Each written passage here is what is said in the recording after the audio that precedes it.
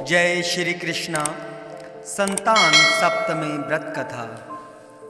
अगर आप चैनल पर नए हैं तो चैनल को सब्सक्राइब करें, वीडियो को लाइक करें, शेयर करें। संतान सप्तमी व्रत भाद्रपद माह के शुक्ल पक्ष की सप्तमी तिथि को रखा जाता है।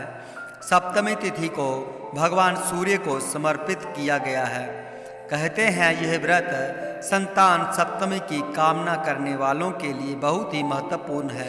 तो आइए जानते हैं संतान सप्तमी व्रत के नियम और कथा।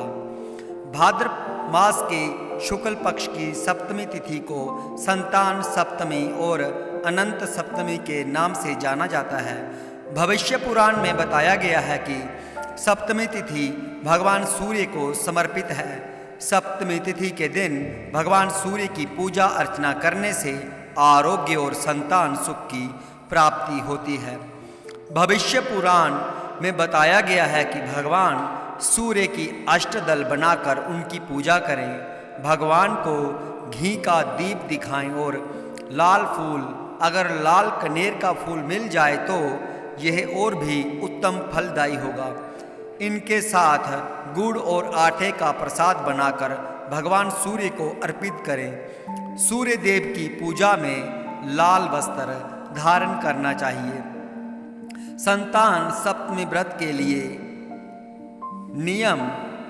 संतान की कामना से जो लोग संतान सप्तमी का व्रत रखते हैं उनके लिए नियम है कि इस व्रत को दोपहर तक कर लें। शिव पार्वती की प्रतिमा को सामने चौकी पर रखकर उसकी पूजा करें।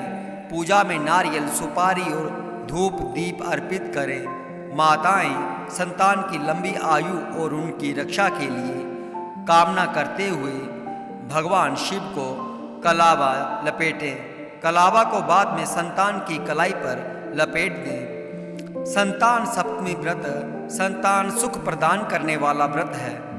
इस व्रत से संतान को आरोग्य और दीर्घायु की प्राप्ति होती है।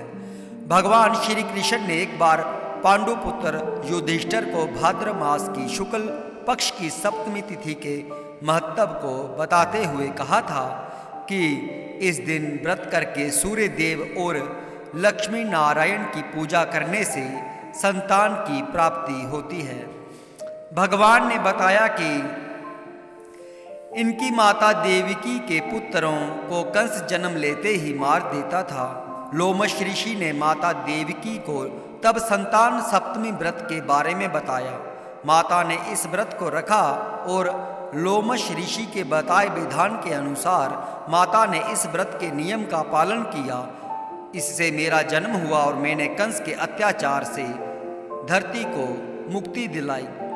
संतान सप्तमी व्रत कथा में राजा नहुष की पत्नी की भी कथा प्रसिद्ध है।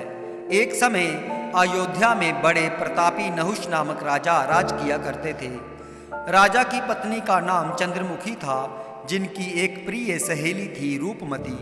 एक बार रानी चंद्रमुखी अपनी सहेली के साथ सरयू तट पर स्नान करने गई तो वहां उन्होंने देखा कि बहुत सी महिलाएं संतान सप्तमी व्रत का पूजन कर रही थीं। रानी अपनी सहेली के साथ वहां बैठकर संतान सप्तमी व्रत पूजन देखने लगी। उन्होंने भी निश्चय किया कि संतान प्राप्ति के लिए वह भी इस व्रत को रखा करेंगी, लेकिन समय अंतराल में वह भूल गई। समय का चक्कर चलता रहा और रानी और उनकी सहेली देह त्याग कर परलोक चली गई।